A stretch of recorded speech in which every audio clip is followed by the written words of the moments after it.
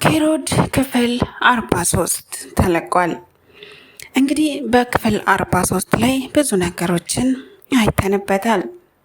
ብሩክ ሱራፌልን ተከታትሎ እሱንም ብርቱካንንም ሁለቱንም ወደ ወህኒ ወርውሯቸዋል። ሱራፌል እዛው ሆኖ እንግዲህ ደውሎ ማርታን አናግሯታል። መጀመሪያ ማርታ ደጋግማ ስትደውልለት ነበር። ሱራፌል ግን ስልኩን አላነሳም። ደጋግማ ስትደውልለት ሱራፌል ግን በሌላ ስልክ ይደውልላታል።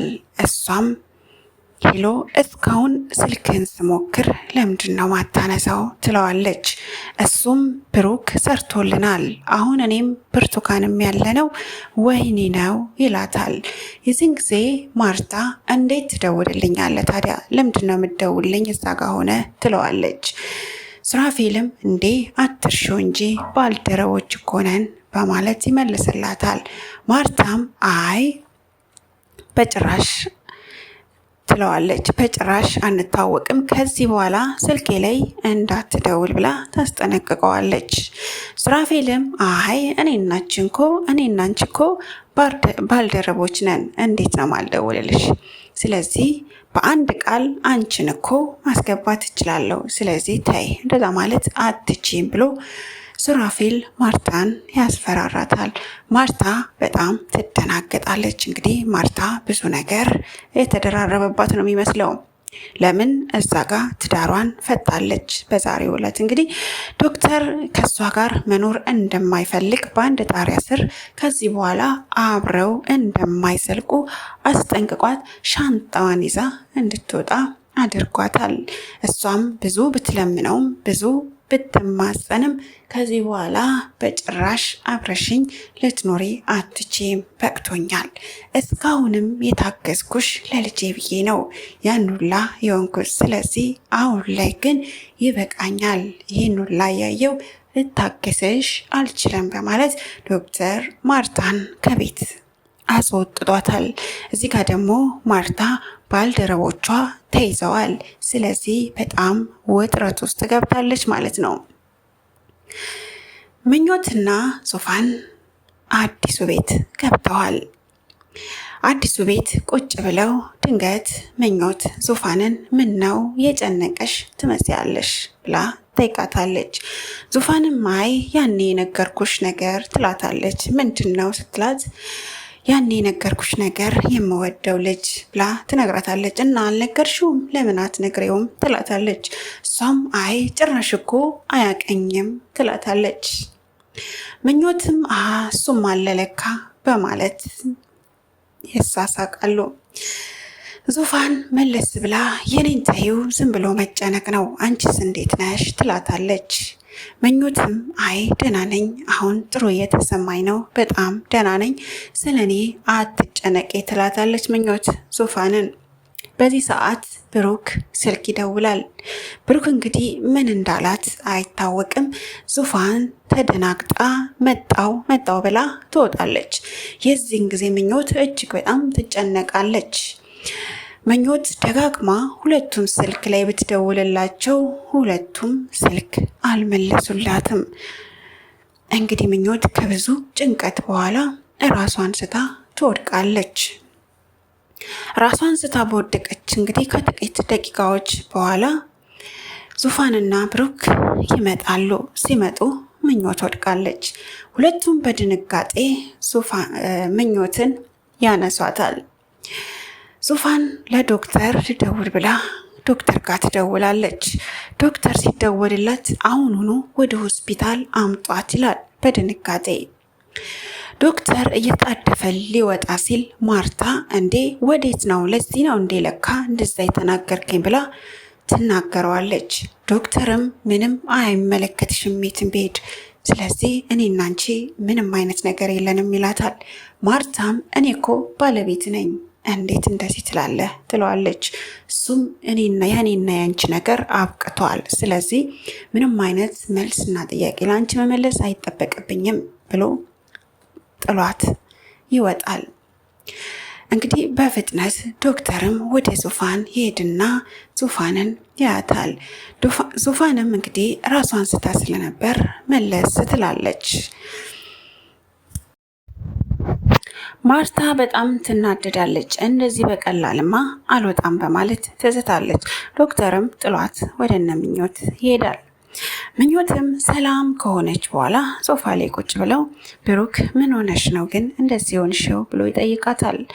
እና አንተ ስልክ ስትደውል ዙፋን በጣም ተደናግጣ ነበር የወጣችው። ደጋግሜ ሁለታችሁም ጋር ስደውል ሁለታችሁም ስልክ አታነሱም። በጣም ተጨነቅኩኝ። የዛን ጊዜ ነው የወደኩት ትለዋለች። እሱም እንደዚህ መሆን እኮ የለብሽም፣ እንዴት እንደዚህ ትሆኛለሽ ይላታል። እና የተፈጠረውን ነገር ሁሉ ያስረዳታል። ምን እንደተፈጠረ እነ ብርቱካንም እንደታሰሩ ሁሉን ነገር ይነግራታል። እሷም እንግዲህ እንዴት ነው ስለ ህፃኗ ልጅ ጠይቀዋለች። ህፃኗ ልጅ እንግዲህ እኛ ጋር ትሁን በማለትም ምኞት እየጠየቀችው ነበር። እሱ ግን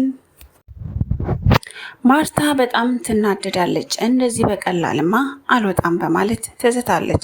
ዶክተርም ጥሏት ወደ እነ ምኞት ይሄዳል። ምኞትም ሰላም ከሆነች በኋላ ሶፋ ላይ ቁጭ ብለው ብሩክ ምን ሆነሽ ነው ግን እንደዚህ ሆንሽው ብሎ ይጠይቃታል።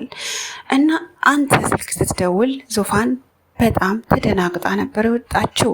ደጋግሜ ሁለታችሁም ጋር ስደውል ሁለታችሁም ስልክ አታነሱም። በጣም ተጨነቅኩኝ። የዛን ጊዜ ነው የወደኩት ትለዋለች።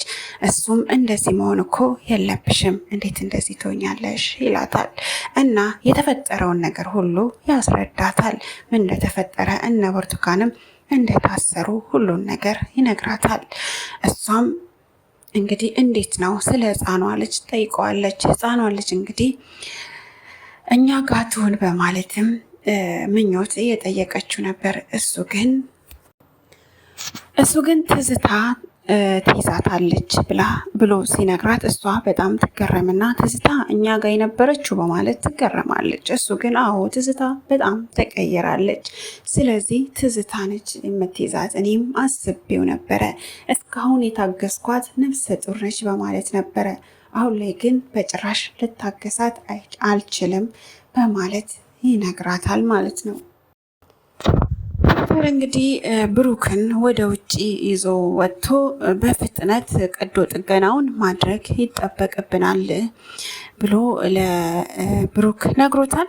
ይህንን እየነገረው ባለበት ሰዓት እንግዲህ ማርታ ድንገት ትመጣለች ማለት ነው።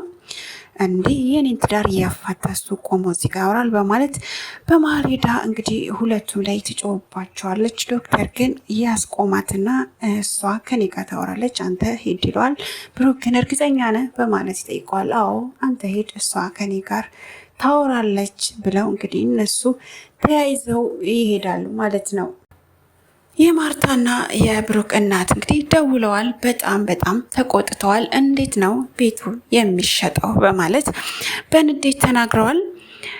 ዙፋን እንግዲህ በጣም እማዬ ተይ፣ አንቺ ስለ እሷ ነው ማሰብ ያለብሽ እንጂ እንዴት እንደዚህ ተያለሽ በማለት ታናገራታለች። እናት ግን ይህንን የልጅ ስራ ስትሰሩ ቆሜ እማዬ ይመስላችኋል ወይ? እመጣለሁ በማለት እንግዲህ እናት ዝተዋል። ዙፋንም እንግዲህ በጣም ተናዳለች። ለማስረዳት በጣም ሞክራለች። እሷ ግን በጭራሽ እንደማይሆን ነው እናት የተናገረችው። ዙፋን በጣም ተጨንቃለች።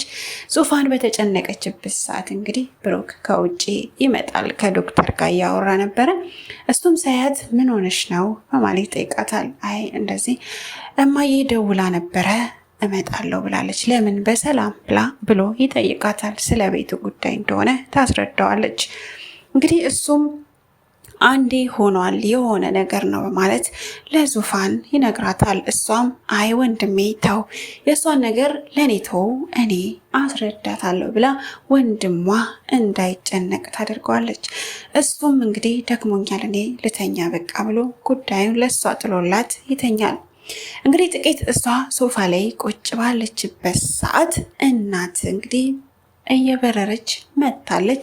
የሚቀጥለው ክፍል ምን እንደሚሆን እንግዲህ አይታወቅም። ቀዶ ጥገናው ደርሷል። እንግዲህ እናት ደግሞ እዚህ ጋር ቤት ለምን ተሸጠ በሚለው ሂሳብ መጥታለች። ምን እንደሚፈጠር አብረን የምናየው ይሆናል። ስላዳመጣችሁኝ አመሰግናለሁ። መልካም